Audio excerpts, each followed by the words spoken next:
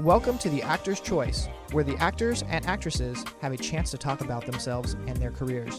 Join us now for the next hour as we explore the marvelous industry of acting by actors and actresses from today's exciting show business world. And now, direct from Hollywood, here's your host, Ron Brewington. Hi, everybody. I'm Ron Brewington, and welcome to The Actor's Choice, brought to you by Photography is an Art. Harvey Brandman, master photographer, located at 1307 North San Fernando Boulevard in Burbank, California. And attorney Ron Irwin's 5150, The Book. And author Larry Buford's book To the Future, Time Travel, Message in a Capsule. And State Farm agent Carla Green, who says, and like a good neighbor, State Farm is there.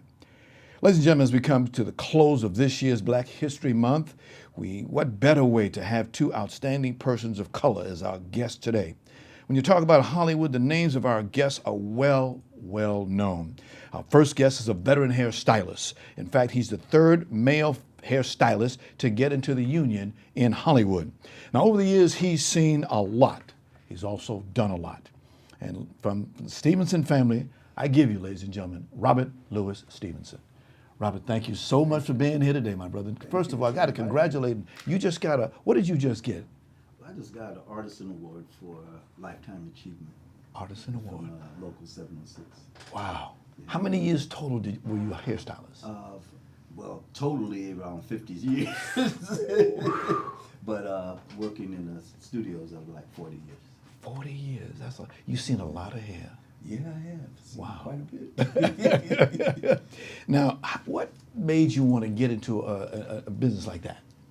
Well, actually, a friend of mine, when we were in the military, wrote me a letter and said, why don't we, when we get home, why don't we go to beauty college to learn how to do hair? Mm-hmm. But I don't know anything about hair, so I'd never done any hair before.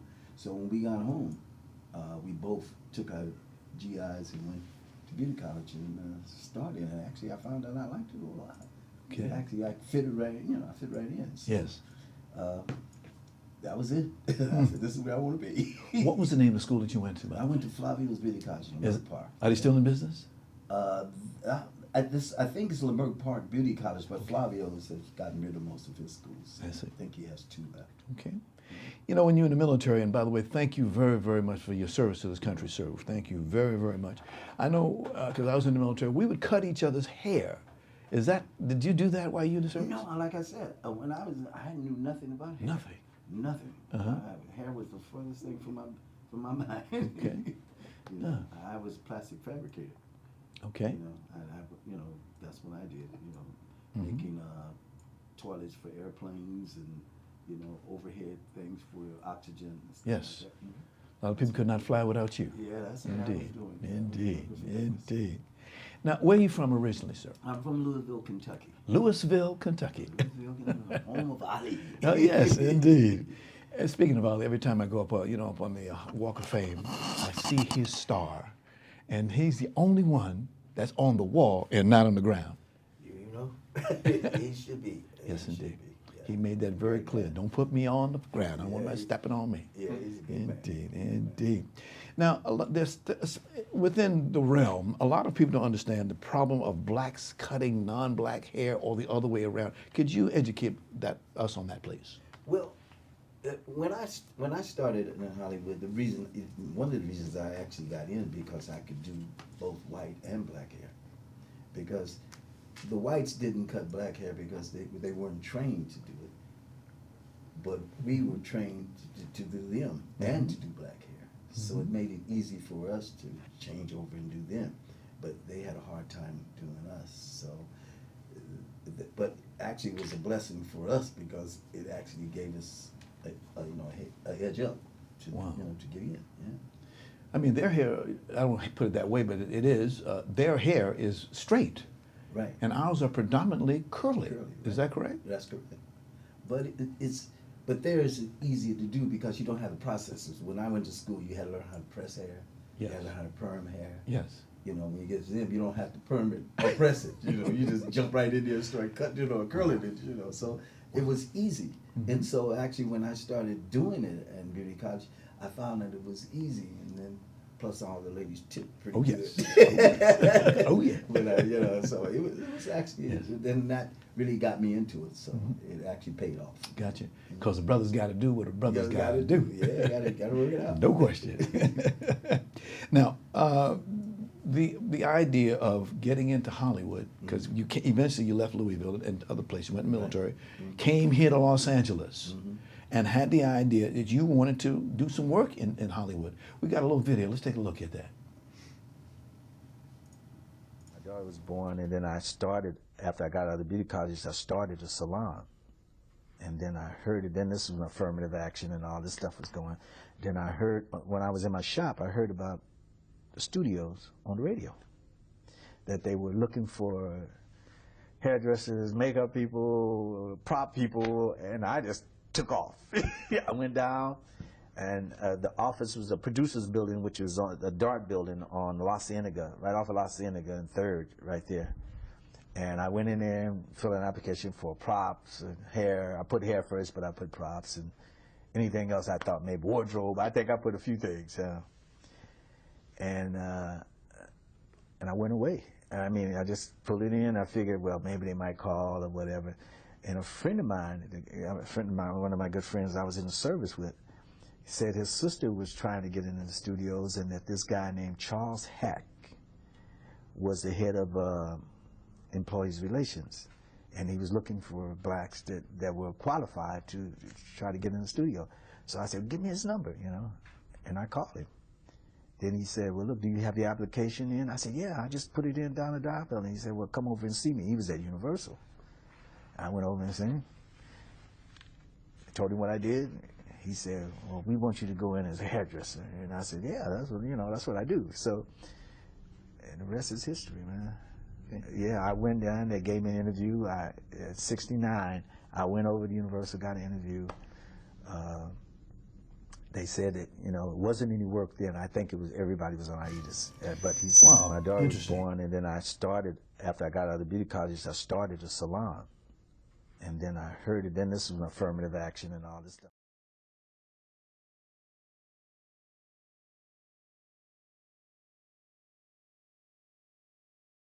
And mostly in low-level jobs and maintenance. You know, that was it. You know. Wow. So it was, you know, we were dying to get in. You know. Sure, we've come a long way, baby. I think so. Yes. Sometimes I say I wish that the younger people would understand what the old folks went through a long time ago. Yeah. Made it possible for them to get work. And quiet as kept, there were actually 3 black women that were actually at the studios, but they were never in the union because they were working in the 50s. Right. You know, they would get hired. I mean, it was Elizabeth Searcy and Leah Brown and some of the others that actually worked on actors because they would call them and come in because the whites didn't do them, so they would come in and do that. So, but they were never in the union. They just, Right. you know, they just worked when they could. What did it take to get into the union? Well, act of God, really. But anyway, Yeah, sometime it was that no, way, at yeah. that time, when we actually got into the studios because of the government thing, they actually didn't let us in the union, but they couldn't stop us from working, although they were union lots. So instead of letting us in right away, they made us pay what you call a service charge. In other words, we paid to work on the union lot. And then eventually they turned the whole thing around and started letting us in. So because I started working there in 70, I didn't get in the union until 72. Wow. You know. What was your first job? My first job, like I said, my first job was actually working with James Earl Jones. They sent me to New York. It was the first trip I've ever taken. The first time I ever went to New York. And they wanted his hair bleached white. And everyone was afraid to do it because, especially all the white hairdressers, they hadn't, you know, working on black hair. So they asked me, would I like to go? I said, yeah, I'd like to go. So they sent me to New York for a week, and that's all I did was bleached his hair. It took us about a week to do it, to get it where we wanted it. And he took off and went to the islands to do the movie, and they sent me back to Hollywood. And they sent a hairdresser that was in the union back to do him. James Earl Jones. Distinguished gentleman. Yeah. That voice. Oh, Oh, he was great too. He was very nice about me putting all that stuff in his head. So, so he's really good. And then you started, I think was your first job with McMillan and Wife, that was your first? That was my first TV series, yeah. After my apprenticeship, that was like the first show that I got. Gotcha. And talking about, and the reason I got that job is because Leah, this hairstylist named Leah Brown was also black, but she wasn't in the union. She was one of the old timers.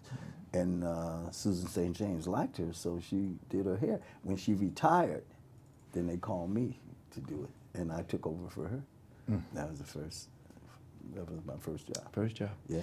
And then 5 years later, you began working for Richard Pryor. Yeah. Can you tell us about that, sir? Well, actually, I met Richard. It was kind of strange how I met Richard. I was walking over the wardrobe. I had to drop something in the wardrobe, and he was over there trying on a suit.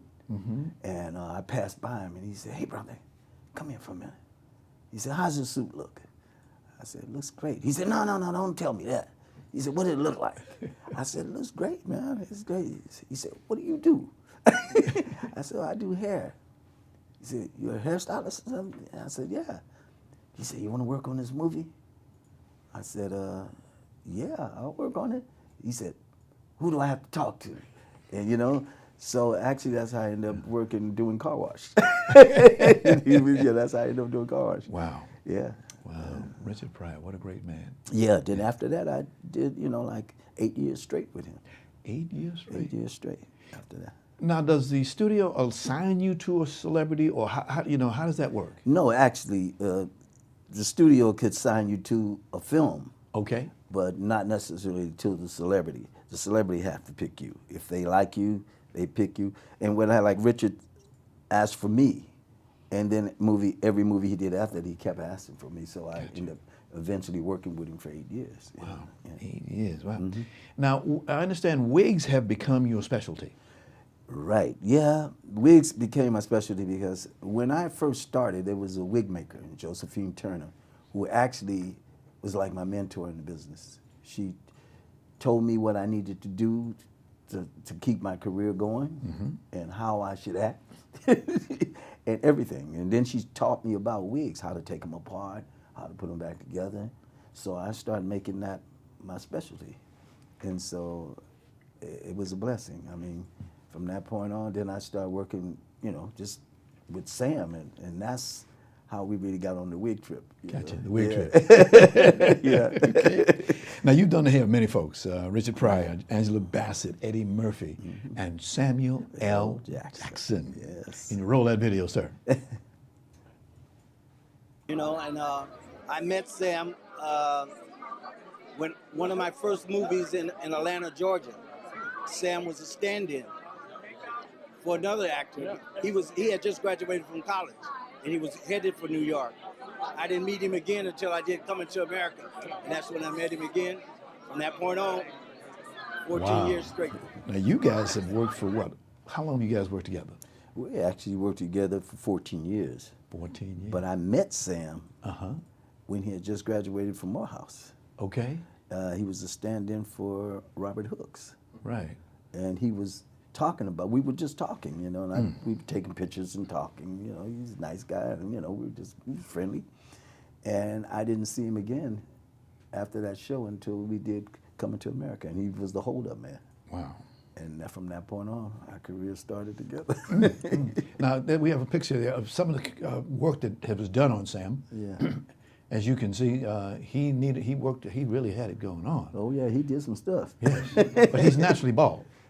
Yeah, Yes. but when I first started working, he was thin. Thin?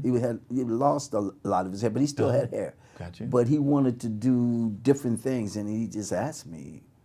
He said, "If I wear a wig, can I do anything I want to do?" I said, "Whatever you want to look, we could work it out." Right. But actually, when he said that, it actually kind of threw me. I didn't know what we could do, but I actually hooked up with a wig maker that we really worked together really well, Victoria Woods, and we really worked together. It's amazing how magic works. Yeah, it works. Oh, it works, man. It works.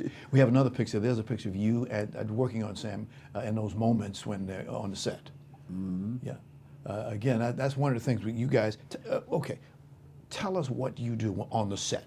You're off to the side. What do you do? Well, actually, when he's working, while Yes. he's working, well, while he's working, basically, since he's wearing a wig, I'm really watching the wig, the lace, Yes. make sure that it's down, make sure that, you know, if he's sweating or something, make sure it doesn't pop up.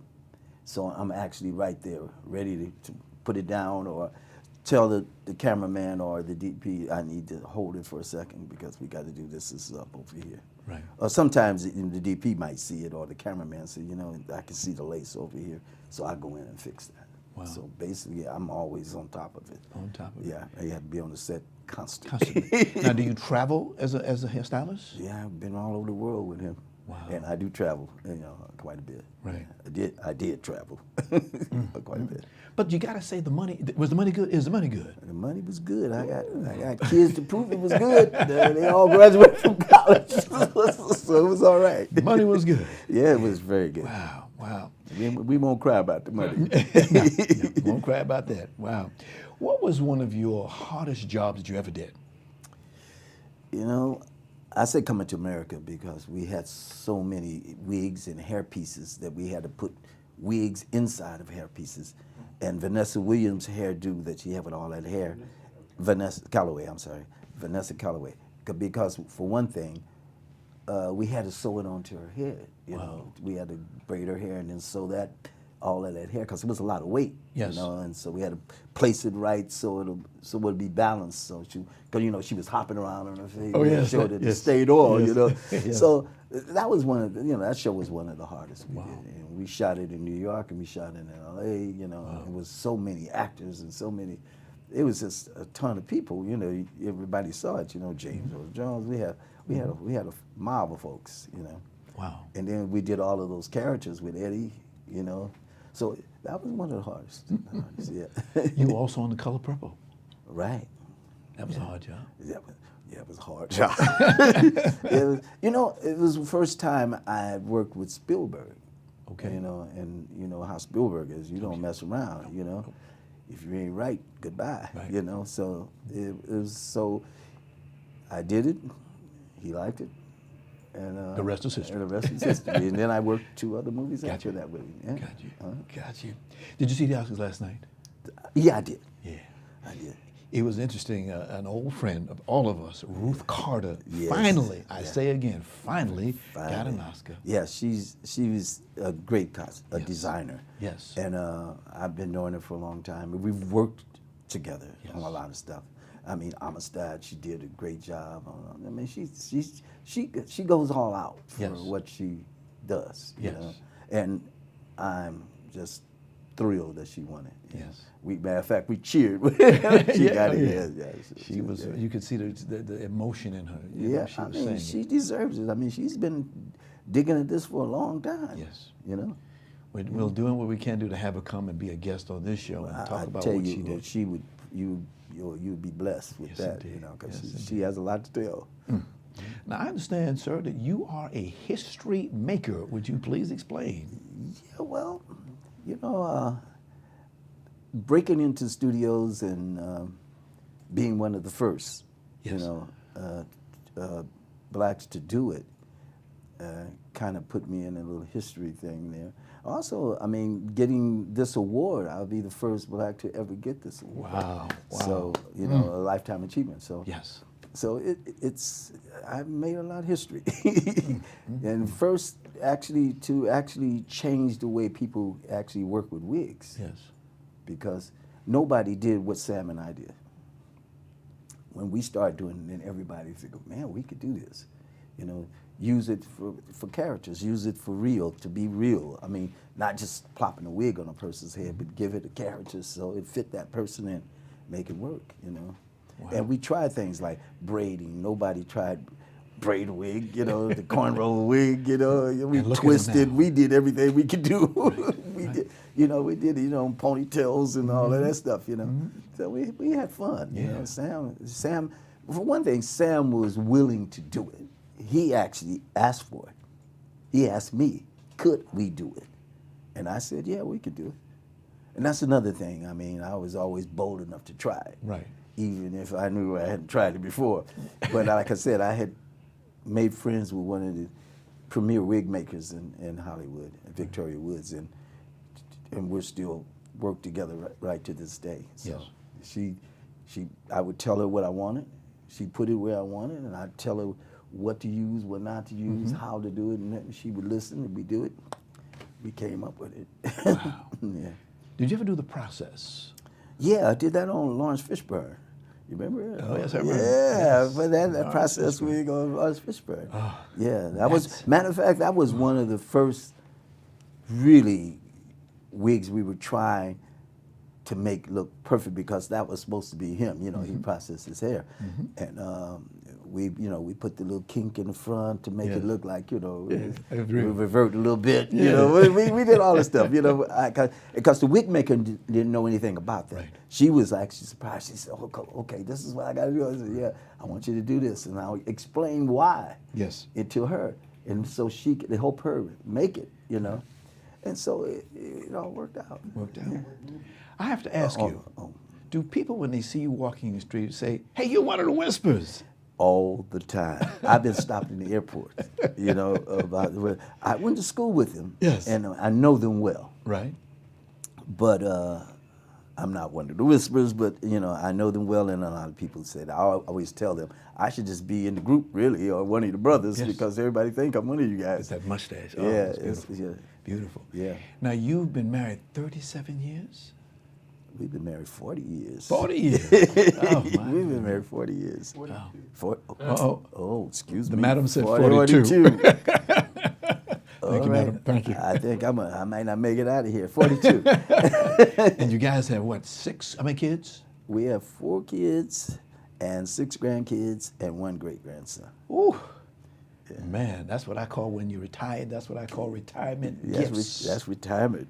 Yeah. But they're beautiful. They're wonderful. I mean, you know, my wife has always made them a part of what we did. Right. You know, when I was working, they always came to locations. They knew what it was about. Right. It wasn't, because I was gone so much. Right. And Roz basically ran everything, so she kind of kept them going, you know. Okay. I want to thank Cynthia Busby, a good friend of mine. She told me about the mustache. Oh, Jay really? Leno and a few other things of that nature. How do you want to be remembered? Well, I would like to be remembered as a hairstylist that created, that actually gave to the business and not only took from the business, you know. I mean, I gave my best and I did my best, and I hope that I tried to help others like people helped me when I got in, you know. And I would just like to remember that he was a good hairstylist, great hairstylist. He was always on, you know. Robert, we're out of time, unfortunately, but I Okay. want to thank you You're very, very welcome. much for Thank stopping. you. And of course, you always get one of these. If Oh, you yeah. put that, hold on to that for good luck. Yeah, I sir. can get some gas with this. Yeah. Robert Louis Stevenson, extraordinary. Oh, indeed. The studio of Harvey Brandman Photography as Art is proud to offer you a $100 discount off any photo package valued at $300 or more. Now, Harvey's been in the business for nearly a quarter of a century, and he certainly knows how to take care of his customers. So please, give him a call today at 818-954-9294. That's 818-954-9294. You'll be glad you did. And by the way, please tell Harvey that you heard about his offer right here on The Actor's Choice. 5150 the book. It's the latest release from author and attorney Ron Irwin. Now, as a young Marine, Irwin spent 13 months in Chulai, Republic of Vietnam. His experience, where nearly 3 million Americans went to war, was, as he puts it, 5150. The book is currently available in paperback at lulu.com. And Irwin says he'll give 20% of net book sales, split evenly between the veterans of foreign wars and Vietnam veterans of America. Book to the Future, Time Travel, Message in a Capsule. It's a book by author Larry Buford. It's a historical and faith-based account of how what we do and follow today will affect us tomorrow. The author also calls it an adventure for those who want to travel back in time. The book is now available in paperback for only $17.95 from Amazon. Please get your copy today. And now a word from State Farm agent Carla Green.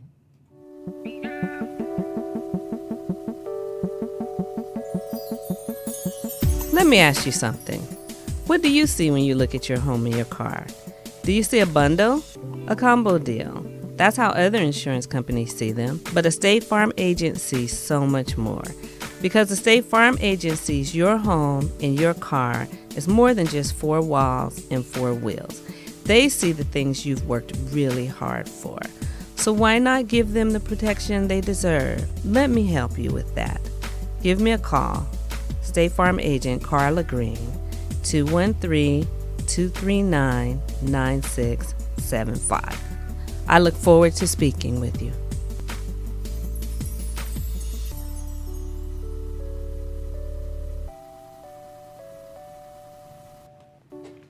Thanks, Carla. And like a good neighbor, State Farm is there. For more information, call 213-239-9675. That's 213-239-9675. And finally, if you have a product, a service, or an upcoming event that you'd like to see advertised on this program, please call 323-533-1036. That's 323-533-1036. Our prices are very available. We thank you. This is Actor's Choice. I'm your host, Ron Brewington. Our next guest is the wife of our first guest, Robert Louis Stevenson. She's a well-known entertainment film publicist, and that really is the truth. That lady knows everybody. If you don't know Roz, you don't know nobody. She's blessed with outstanding versatility. She's been called, in fact, legendary. Her credits include more than 30 years of experience, serving more than 100 films projects. Ladies and gentlemen, please welcome Roz Stevenson. Roz, thank you very, very much for being here today. Thank you, Ron. You. And thank you for bringing that handsome young man with you. Isn't he cute? Oh, he's cute, he's cute, he's cute.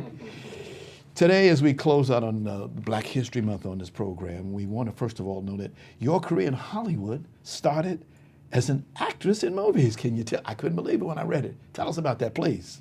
I was in a neighborhood acting workshop called PASLA, Performing Arts Society of Los Angeles, which was sponsored by the Poverty Program. So a lot of black actors went there, including Marla Gibbs. Okay. And others. And when there was movies that needed black actors, black extras, we got the call. And so the first call that I got was to be in Lady Sings the Blues. I was a policewoman. Wow. Yes. Any other roles that you had? Oh, a lot. I did extra work, really. I was a regular teacher on Room 222. I was a nurse many times on shows like Marcus Welby, Emergency. As a matter of fact, that's where I met Robert. And I worked a lot as I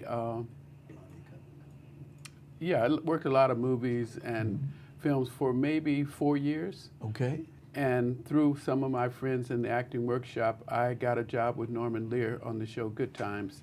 And I started there as an assistant to the executive producers. Wow. And went from there to head up the Minority Writers program that Norman Lear had to search for black writers. Interesting. Yes. Interesting. Interesting. Where are you from originally, ma'am? Our family is from California. Our family came here for the gold rush. My mother graduated from Monrovia High School. She was born in 1920. So we have a long history in the state of California. All right. So very proud of that. It's a great state, isn't it? Yes. And all this rain we've been having lately, I don't know about all that. My father was from Memphis, Tennessee. Memphis, so oh yes. we had an association with that part of the country as well through my dad. Indeed. Beale Street, I can remember it well. Yes. Harlem House. When I was in the Navy, they stationed me at Memphis, Tennessee. I was down there about 1967, 68. I was there when Dr. King got killed. Oh, my goodness. Yeah.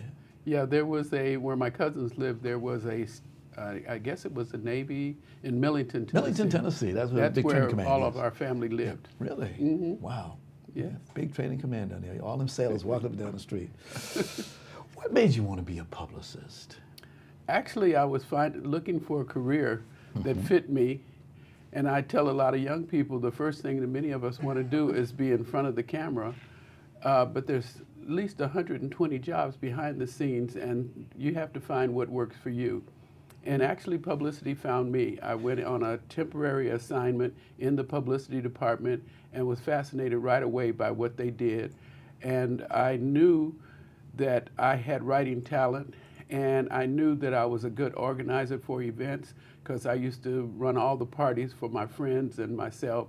And so the things that I was naturally in bringing people together and making things happen was what publicity was about.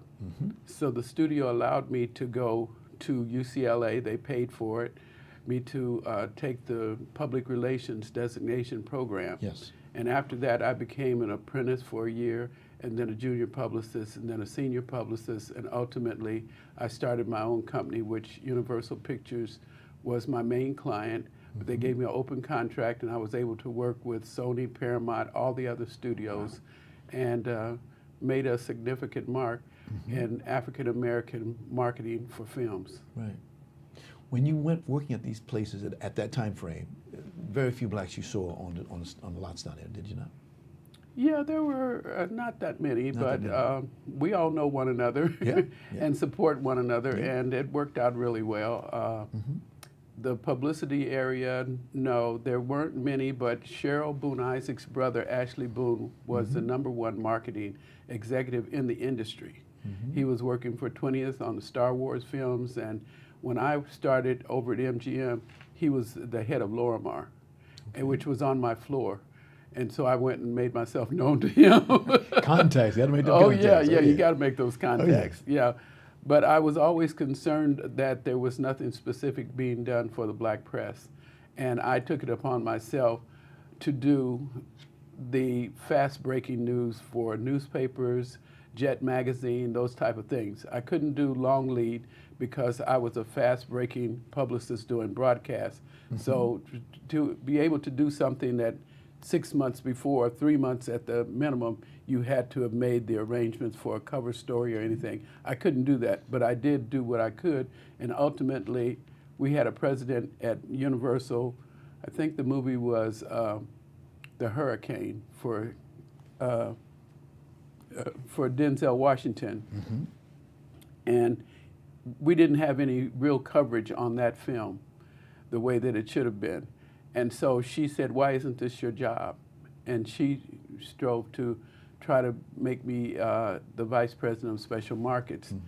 And when I presented her with all the information that she asked me for on the need for this and what I could do, at that point they had told her that she had to let 7 executives go. So when she told me that, I thought, well, it was a good try. And she said, "But I still want to do this. How about we start your own company?" And that's how Roz Stevenson Public Relations came to be, through Terry Curtin at Universal Pictures. Right. And she gave me an open contract to be able to seek work from all the other studios. Okay. You mentioned you weren't that kind of publicist. What are the different types of publicists? Well, there's a personal publicist, and a publicist that works in TV is different from one that works in film. So all of them are different areas, and within a publicity department, I did all broadcasts.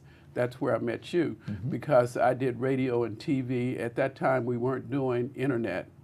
But the print publicists are one thing, and a broadcast publicist is another, and that became my specialty until I started doing black press, and I did everything. Wow, yes you did. I did it all. Oh, you did And it all. Oh. when I first started, they allowed me to go around the country to all of the major black magazines and introduce myself and see how we could better serve them. And the sad thing was, people said things like, "Just take our call," because the black press wasn't being recognized the way they should have been, because they assume that African Americans get the same press that the mainstream gets. And so there's not the respect for black publications and black radio that there should have been. That's sad. That's very sad, yeah. I hope that doesn't continue any longer. It's still a struggle. Okay. Yeah, they find that all the time, because you have new young people that come in, and then you have to educate them. Yes. And I did that all the time, but I always did it in a pleasant way. Yes, you did. You know, Yes, so you that did. they would respect what you wanted. And after a while, they said, "If you say so, then we'll do it." Right.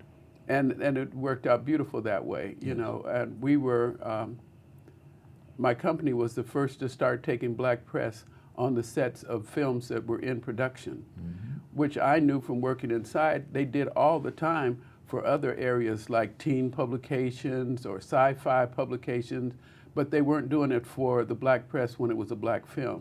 So we wanted to try to get early awareness out there and get press on the set, and we would take 15 to 20 people to film locations, and it was very, very successful. Yes. a lot of black people, including yours truly. Thank you. You opened up a lot of doors for us. We would have never had a chance to see some of those A-listers, if you will, Right. and to see other things. And one of the things that you got us very much involved in was the junket. Can you tell us about the junket, please? Well, the junket is normally, they used to do press tours where you would take the star to the city or place where the press was. But a press junket, you bring the press to the actor. So you have it in a hotel and you set up the rooms and they go in there one at a time for TV interviews, and they have a certain length of time. And it's a time saver. So it's easier to fly the press to them and have the star there, and you can do like 40 TV interviews in one day, and then the next day you do all of your print and radio and press conferences, and so it works out well. In 2 days you can get what would normally take on a press tour like a month. I was on the junket circuit for a long time, thanks to you, and really, we had a wonderful time. We learned a lot. We were able to, at the time I was working for American Urban Radio Networks, Right. and we had over 10 million listeners, and I remember that we had an opportunity, people like Lee Bailey, a lot of us back in the day, we were having a good time on those junkets, meeting people, seeing things, delivering information to our audience. Yes. Thank you very much, ma'am. Thank you. Thank you. Wow. Now, you said in hindsight, when you became a publicist, I knew I wanted to work in a creative environment. I just didn't know what my gift or my purpose was. Can you explain that, please? Well, publicity requires a person who is an event organizer, a person who also has, usually I say get a communications degree in journalism, because you have to be able to write, you have to be able to do press releases, you have to be able to write captions, but you also have to be able to negotiate deals to get the stars on the various shows. And I've done things like 5-parters on Good Morning America and have someone on there each day of the week for a new James Bond film or whatever, you know. So it's a lot of negotiations. You have to do travel itineraries, and you have to be very precise on what time to be there. Just every answer that the actor would have, or the outlet that you're serving, so that everything works out perfectly for the time, because our boss used to say we're dealing with perishable goods. And so tomorrow is too late. Yeah, yeah. And when you're publicizing a film, we have like a 6-week window to market a movie. And to get that out there for the opening day and encourage people to go out opening week, it all depends on how much information they have about that film and the want to see is there. Right. So that's what we try to do. The second week is not really on us. It's that first week. That first week. Yeah. Weekend box office, yes. Yeah. Yes. Yeah, that weekend box office, because then you start getting the publicity if you're number one. Number one this weekend was so-and-so, and then people go like, oh, I want to see that, you know. So I loved marketing. It's And an amazing. It showed, yeah. my dear. Thank It you. really, really showed. Did you see the Oscars last night? Oh yeah, loved it. Who was your favorite, exactly? I guess when Spike Lee jumped up in Sam Jackson's chest. That little dude over there did that. that was hilarious. Hilarious, But yes. they were actually 7 African American wins last night, including Regina the Hill. Lifetime Achievement that was given earlier to Cicely Tyson, and then we had Regina, and how do you say his first name? Ali. Ali, we had hit, Yeah, It was for the beginning of the name, Green yes. Book, and Mauricia, then Ali. Octavia Spencer, one of the producers on Yes. Green Book, Yes. and of course Ruth Carter for the costumes, Yes. and then Hannah for the production design. It was an amazing night. And they didn't have a host either. And you know what? Our whole careers, mine and my husband's, has been about inclusion Not and exclusion. diversity. Yes. And that was the first example of a Oscar broadcast that included everyone. Wow. Wow. Now, let's go forward a little bit. In 1989, oh, no, I'm sorry, in 1988, you left Universal and you served as the head of publicity for Motown Records. That was a great experience. When I first started in entertainment, there were certain people that were the person. For me, in films, it was Sidney Poitier. And for comedy, I loved Bill Cosby. And then for music, it was the music of Motown. So in that particular year, I worked for all 3 of those people. Sidney Poitier was the director of the film starring Bill Cosby called Ghost Dad. And then my friend Skip Miller, the late Skip Miller, was president of Motown. And over a holiday party, I mentioned to him that I would love to work for Motown. And it was the same as not understanding it was a different kind of publicity for records and how you market it as opposed to how you did it for film. Right. But it didn't matter to me. I had to get my Motown out. Go ahead, girl. So, go ahead. Ain't no town like Motown. It was no town like Motown. And 3 months after I went to Motown, they sold. And then I worked for the Gordy Company until Universal called me to come back to work for Sidney Poitier and Bill Cosby. While you were at Motown, that was versatility. I mean, you went from film to music. Yes. Wow. It was very different to market because you have people at Motown like Smokey and Stevie who've been doing it for years, so it's not like a motion picture that you have that small window. So when you want to do publicity, they don't see the point.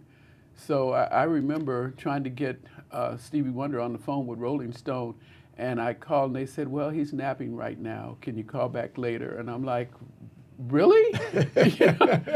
So it was very different. It was, and you didn't really have the support of the rest of the staff. You were on your own to make it happen. But I got my Motown out, and I got an opportunity to work with Berry Gordy. Yes. And Gordy, I was one of the first researchers for his life story, so it was all worth it to me. Yes, indeed. Yeah. Indeed. Who was the gentleman who was there before you? Bob Jones. Bob Jones. Bob Jones, the famous Bob Jones, and he went to work for Michael Jackson at MJJ Production. And so that job position was open, and I went there. And then after that, Mike came. Michael Mitchell. Michael Mitchell. Yeah, Mike Mitchell. Yeah. It was good continuation. You left a lot there. You left a lot of smoke there, lady. Oh my goodness. What's the biggest project that you've ever had to do in anything that you touched? Oh, I wish you'd asked me that earlier, because I think the project that I'm most proud of was Ray. That was my company's first major motion picture, and Universal had me come and see a rough cut of that film. And I got chills. I said, oh my God, Jamie Foxx is going to win an Oscar. He nailed Ray Charles. Oh, he did. And he was such a joy to work with. We went all over the country. We started actually Toronto Film Festival first. And Jamie was willing to do whatever we needed to do for that film, and we did it all. And the night that he won the Oscar, we were there in the audience. Robert has been a member of the Academy for many years, and we never tried to go because it's costly. Yeah. And then there's more people in the Academy than there are seats. Right.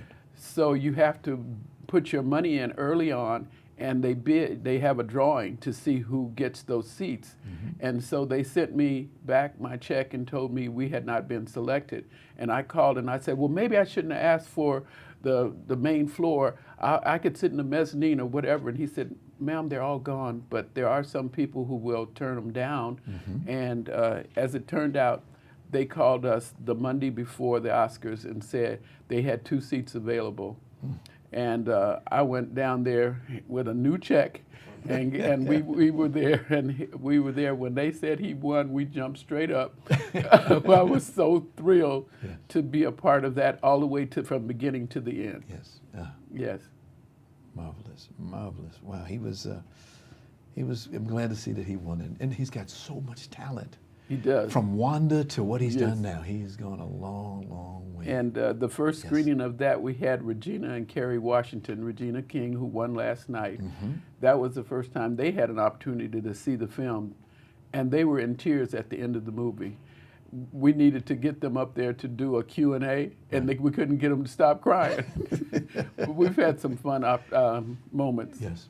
As a publicist, what's a typical day for you like? It starts early because a lot of the business that you have to do is in the East Coast, in New York particularly. And so when I had my own business, that was one of the things that I had to learn how to organize, because I would try to get a jump on it and be up at 6 in the morning, and then I tried to, at the end of the day, once everybody else on my staff was gone, try to get a jump on the next day. And if he was out of town, I could be in there till 11 o'clock at night. So you had to really start saying, I'm going to work the same hours as a studio from 9 to 6. But the hardest thing for me was that once I started working for other studios and other film projects, how to balance all of those, and everybody felt their project was the most important. Of course. And so you couldn't say, well, I'm really busy on another project right now. You have to be interested and concerned about what they're doing and make it happen. So it's a lot of work, but I loved it. I know you did. Yeah, I walked down the hall to work because I had made offices out of my kids' bedrooms. They were adults and gone. When he came back home and saw what I had turned our house into, he was like, what? But I love that. Yes, indeed, you loved it. You have done so many things for so many people, Roz. You've won a few awards, a few honors. Can you roll that video? This is what you got at the Pan-African Film Festival. I believe it was in 2014. Yeah. Roll it, sir. This is Roz Stevenson. She is a legend in publicity. I have known Roz of Roz for many years, and you've made a lot of dreams come true for a lot of people. Oh, thank you. Yeah. How does it feel? You're actually receiving an award tonight, correct? Yes, I'm receiving the Trailblazer Award, and it's pretty nice. I've been retired for 6 years, so just to think that they still remember what I did and appreciate it and want to honor me means a lot. Roz, who are some of the famous people that you've worked with? Oh, Sidney Poitier, Bill Cosby, Eddie Murphy. I mean, I worked on over 800 films in my career, so. Yeah. So I'm sure people probably refer to you in a way as a mentor too. Have someone called you that before? Yes. I've mentored a lot of young people coming up in the industry, and it's something I just do naturally. I'm a mother of 4, and so just that kind of thing just comes natural to me. I enjoy doing it. Oh, that's fantastic. Marvelous. I'm going to take a few moments. I have to read this. Stevenson has been honored numerous times for her career achievements. Beside the 2014 Trailblazer Award, she's won the Publicist Guild's Max Weinberg Motion Picture Showmanship Award for participation in the marketing campaigns of Ray in 2004, The Lost World, Jurassic Park in 1998, and also in 1994 for Schindler's List and Jurassic Park. She has received 2004 President's Award from Black Hollywood Education and Resource Center, 1998 Pioneer Award for Heroes and Legends, Publicist of the Year in 1997 from the Black Public Relations Society, Pioneer Award in 1995 from the Allegiance of Black Entertainment Technicians, and it goes on and on and on and on and on. Ooh, I don't do this often. Ooh, madam, thank you very, very much. And I don't receive these often, so thank you, Ron. Thank you. I've worked with and for this lady, and thank you very, very much.